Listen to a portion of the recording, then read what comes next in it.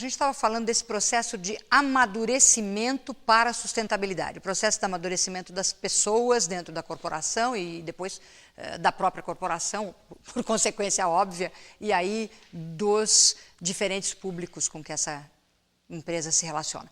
Você começou a dizer para mim como é que isto começa. Então você falou de Bovespa, por exemplo, quer dizer, as empresas querem abrir capital e hoje você tem mais chance, pelo menos no Brasil, né, no novo mercado, a Bovespa é pioneira nessa área, você precisa mostrar transparência e governança. Ok, isso é um aspecto. O que mais que pode me levar e começando a me pressionar para que eu me torne mais sustentável? Olha, tem uma pressão do próprio consumidor, que hoje é um consumidor mais informado, exigente, né? Então preço igual, qualidade igual, você tem que se diferenciar de alguma forma e tem uma coisa que não é copiável, que é o valor social, os valores que aquela marca de fato expressa e a reputação que aquela marca tem. Então isso você não pode copiar, você pode copiar o produto, o preço, a distribuição, todo o mix de marketing você pode copiar, mas isso é difícil de copiar, então as empresas estão adotando isso também como diferencial. Você tem uma era da informação, né, de uma revolução de informação, que a empresa tem um dilema ético, daqui a 10 minutos o valor da ação dela caiu 30%. Ou daqui a um dia ela perdeu todos os contratos, se for uma empresa por exemplo, de serviços, como aconteceu já, e em uma semana acabou a empresa, uma grande empresa que era o Império. Né? Toda a imprevisibilidade, os riscos, a pressão dos consumidores, o próprio funcionário hoje, as pesquisas mostram que não é só o salário mais que ele quer, mas um ambiente agradável, respeito, uma empresa que tem uma postura de respeito com a sociedade, com o meio ambiente. Isso começa a fazer diferença, né? Funcionário motivado, consumidor, diferenciação de marca, reputação, pressão, possibilidade de ter mais investimento, etc. Então, é uma pressão que vem de todos os lados. Agora, tudo bem, eu acho que em sã consciência, ninguém acorda de manhã e fala assim, eu adoro não trabalhar num ambiente sustentável, adoro. Né? Não existe isso. Quer dizer, o ser humano, se ele pode, eu acredito que ele queira encontrar uma saída para manter um resultado financeiro dentro da sua empresa, dentro do seu cargo, cada um, né, tem a sua vertente de atuação, e ao mesmo tempo ser coerente com os seus valores, com os valores humanos, que no final das contas são o que vai de fato valer para nós, como seres humanos, né? Vai fazer a nossa vida ter valido a pena ou não. Então eu acredito que todo mundo acorde falando assim, eu gostaria de encontrar o equilíbrio nesta equação. Me dá uma sugestão prática. Como é que eu posso começar?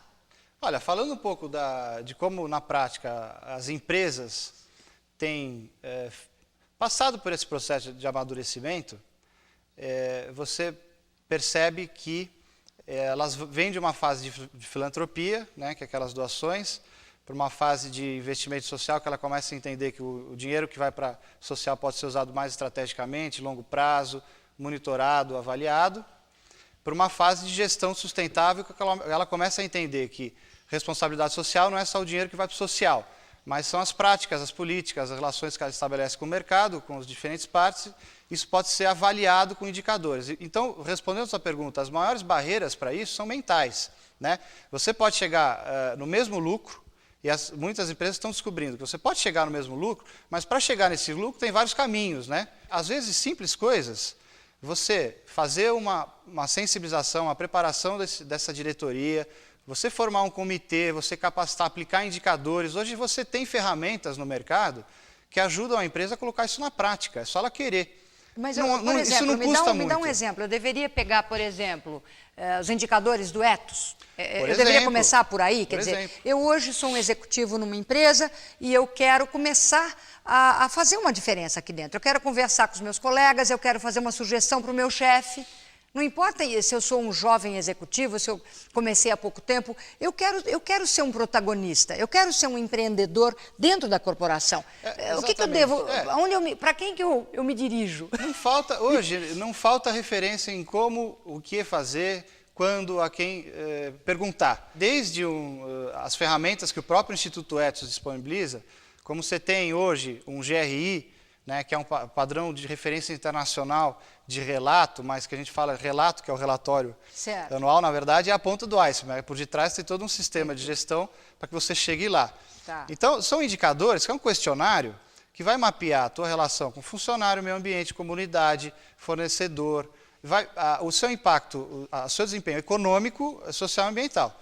Você pode mapear isso e criar ações de melhoria. Isso não quer dizer que você vai gastar um monte de dinheiro, que você não vai mais ter lucro. E, por isso que eu digo, as corporações estão entendendo que esse dilema, né, ou eu tenho lucro ou invisto nisso, na verdade é uma resistência mental. Né? Isso basta essa direção, quer dizer, primeiro tem que partir da liderança da empresa. Uma empresa que a liderança, presidência, não entende, não incorpora o conceito, ela vai ficar correndo atrás do próprio rabo. Que é o que a gente tem visto de montão, que é assim, ó, sustentabilidade é o seguinte, contrata um diretor de sustentabilidade, contrata um gestor, porque, olha, eu não tenho tempo, eu não tenho nada contra ter a direção de sustentabilidade, mas do mesmo jeito que eu contrato um diretor financeiro, um diretor de marketing, um diretor de RH, porque eu sei que isto faz parte do processo como um todo, quando eu tiver o tal comitê de sustentabilidade, ou eu contratar o diretor, o gestor para sustentabilidade, muitas vezes isso vai direto para o RH, não é? Vai para o administrativo, fala, isso é com você, vai se vir aí, porque exatamente. Eu não tenho tempo. Né? Isso é uma área. Se eu não incorporar isso na minha mente, como gestor, como líder, eu vou ter, na verdade, um apêndice.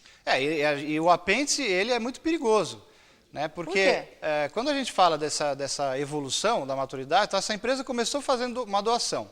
Aí ela entendeu que ela podia ter uma ação social mais estratégica e agora começou a entender que isso não é só ação social, isso tem que permear a gestão.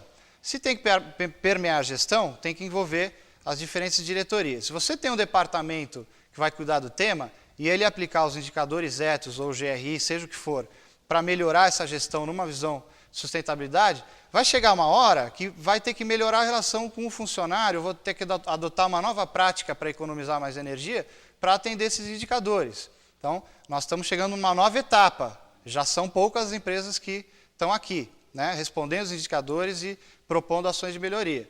Uma próxima etapa, que eu diria que é a etapa magna, é quando todas as diretorias, departamentos entenderam o conceito, né, de sustentabilidade e adotam ações de melhoria, né, para melhorar indicadores que são indicadores objetivos. Então, nós não estamos falando de filosofia, né, são indicadores objetivos. E, a partir daí, a própria participação de resultados, etc., de todos os departamentos de diretoria, passa por uma avaliação não só do desempenho econômico, mas social, ambiental, etc. Então, por exemplo, tem um problema de saúde lá, com funcionário porque houve uma negligência da empresa com a mãe gestante, por exemplo, dando um exemplo. Então, aquela diretoria não vai ter o bônus que ela teria também. Não é só uma questão de... Muito bom! Então isso são algumas empresas. Você tem softwares hoje que você consegue fazer um balance scorecard, né? Aplicando metas sociais, ambientais e econômicas, e isso é monitorado, né? João, nós vamos voltar já já. Tá. Você viu como é que a coisa é complicada, mas é tão simples depois que a gente aqui abre a cabeça e incorpora. Até já.